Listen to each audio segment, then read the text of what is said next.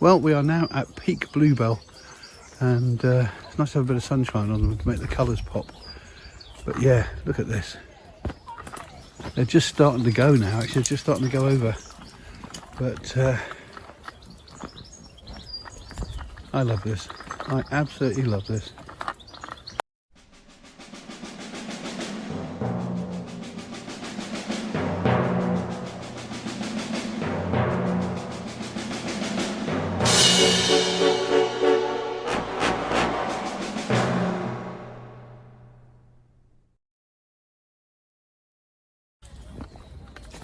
So I've been away for about a week, well 4 days, but a couple of days just spent travelling, and everything's got very lush and green while I've been away because we've had a few spots of rain. Last night we had almost torrential rain and thunderstorms and some of the biggest hailstones I've ever seen.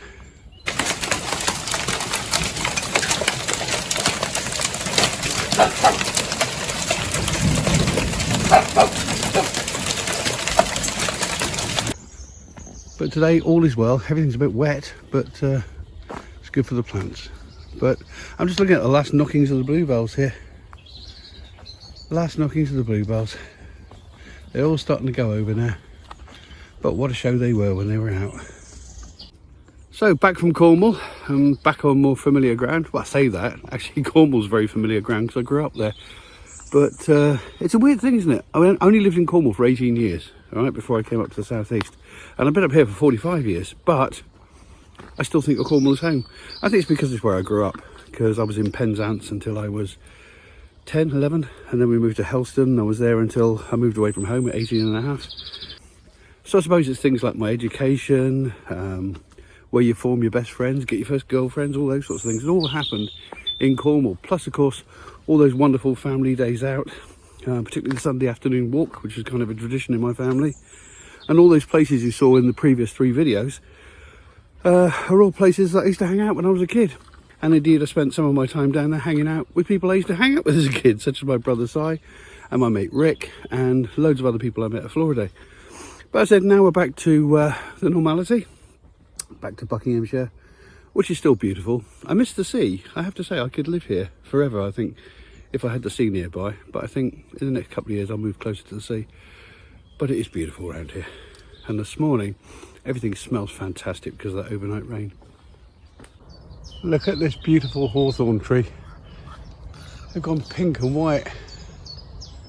God, isn't that glorious? It's a shame it's not in the sun, actually. You'd see it a bit better. But that colour, wow, what a colour. Look at that. It's funny, it's white there, and then it's sort of pinky white there. How beautiful. The blossom's all gone, and now the wild cherries, the bird cherries, are starting to appear on the cherry trees. Looks like it's going to be a good crop this year. No good for humans, of course. They are sour as hell. I have tried using them in jam, because of course jam is mostly sugar. They're all right, but it's not great. I'd much rather go with a nice Morello cherry or something like that. Well, some good news. All of the ash trees seem to be in greenery. They all seem to be doing okay. That one's looking a bit sparse, but it's still got greenery at the top. And this particular one on the left, if I can show you here, don't know whether you can quite see those hanging branches of things. Those are ash keys. They're like helicopter seeds that ash trees put out at this time of year. And when they're very young and fresh like that, you can pickle them, and they're quite delicious. Oh, and another little wild eating treat here. Of course, this is elder. And these are elderflowers, which smell amazing. But if you get them when they're young and fresh like this, and you deep fry them in like tempura batter, I've got to say, elderflower fritters are to die for. Aren't they beautiful? We'll have a couple of those this year, I think. And then after that, we'll have the elderberries. You can, of course, also make a really delicious elderflower cordial or elderflower champagne. I've had that a few times. It's actually quite nice. Although I've got to watch things like anything made with live yeast, you know, to get all the extra bubbles in there, like champagne, cava, prosecco. I have an allergic reaction to. Isn't that annoying?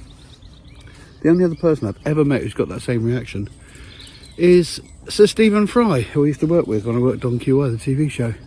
He told me that once. I suspect it's more of a problem for him than me, though. I think he gets invited to a lot more champagne receptions than I do. Lovely out here this morning. It's warm, sunshine.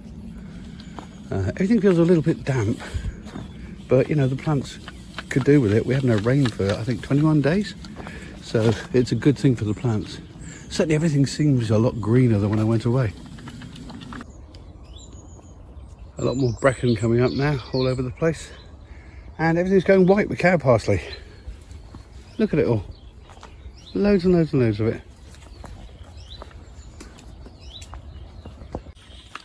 I'm trying to avoid the bigger stands of bracken because it's a favourite hangout for ticks. They like to hang out on the bracken and drop down onto your dogs, or onto humans. One of my fellow dog walkers last week got a tick.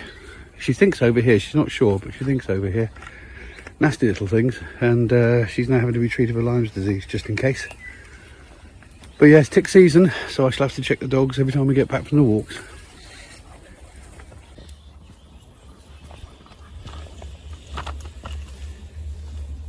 You're blocking up the lane. Come on, let's go.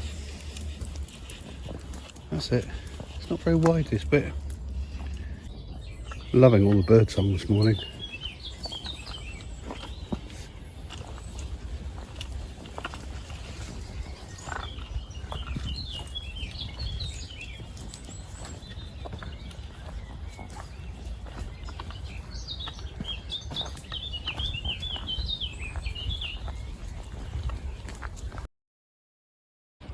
Look at that gorgeous hawthorn blossom.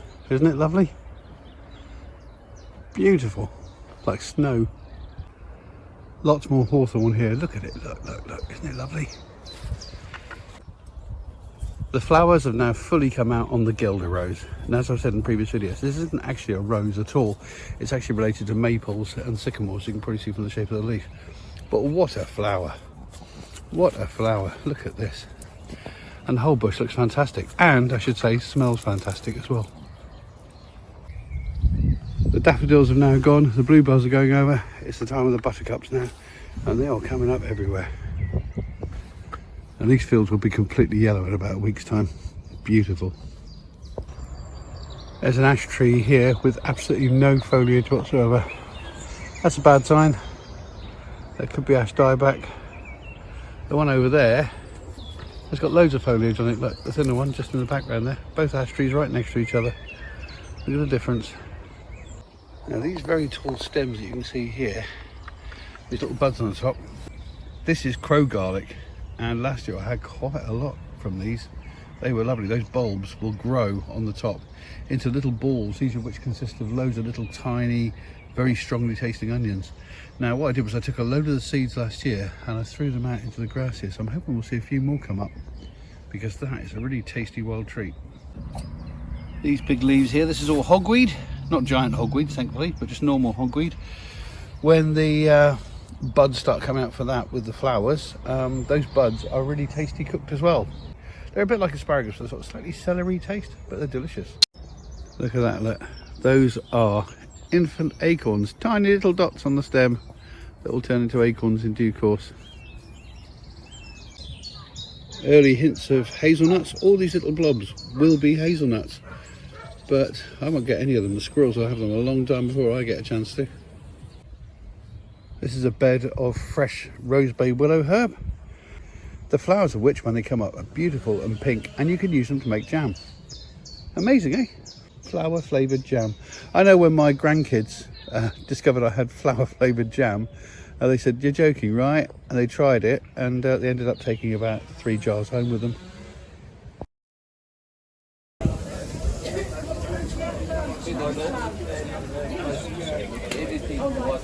Back at the Wheatsheaf in High Wycombe, the oldest secular building in the town, for another art exhibition.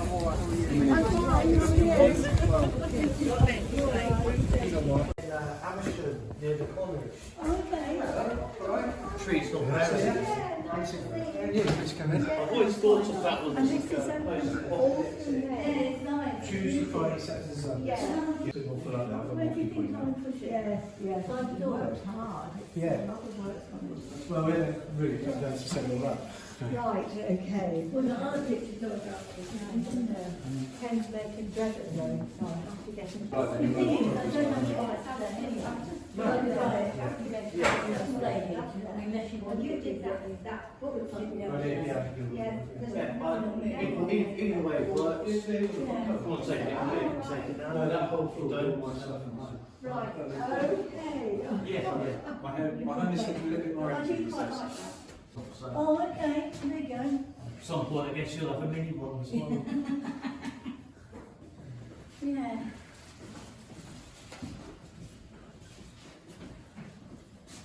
So how do you take payment?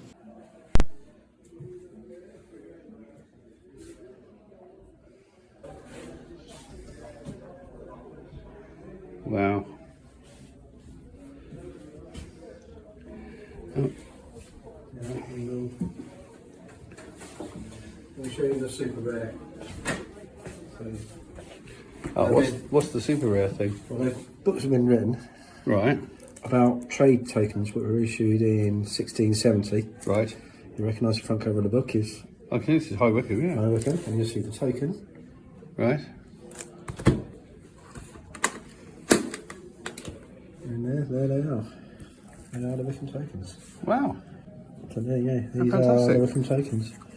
How nice that someone's protected all of these and kept them. I think that's great. Oh my god. Also your childhood. The Oh, shillings, sixpences, fifpences, florins. and crowns. Yeah. Amazing. I Yes. tried explaining to someone recently how our old money used to work, and I said, "Well, you start from the basis that it was 240 pennies and a pound." They said, "Stop there. It's just getting silly already." Confused. I said, "Yeah, but everything was in divisions of 12 because it was, there was a shilling and la la la la la." They go, and I thought, "Yeah, okay, fair enough." Right, here we go. It's a great honour for me to be able to cut the ribbons and allow you to look around the whole exhibition. And it's declared. I declare this exhibition open.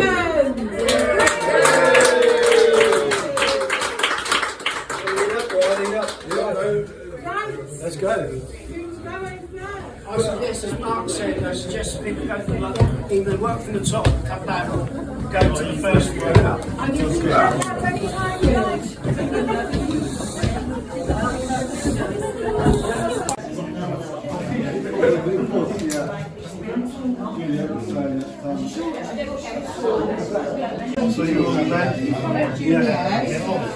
Actually, we need to speak to you about our radio show. Hello, Lady House. You will,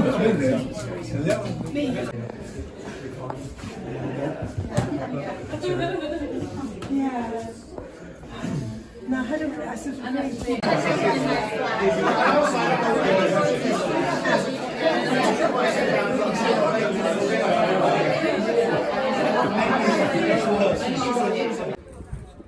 Well, that's it. Another week, and what a nice way to end it with a nice party, some food, some drink, some lovely artwork, some lovely people, and long may there be this sort of thing going on.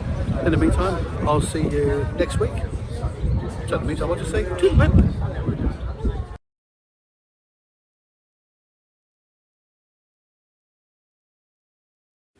If you've enjoyed this video, then please consider subscribing, or click on some of these links to look at some of the other videos on the channel, or press the like button, or leave a comment. It would be lovely to hear from you.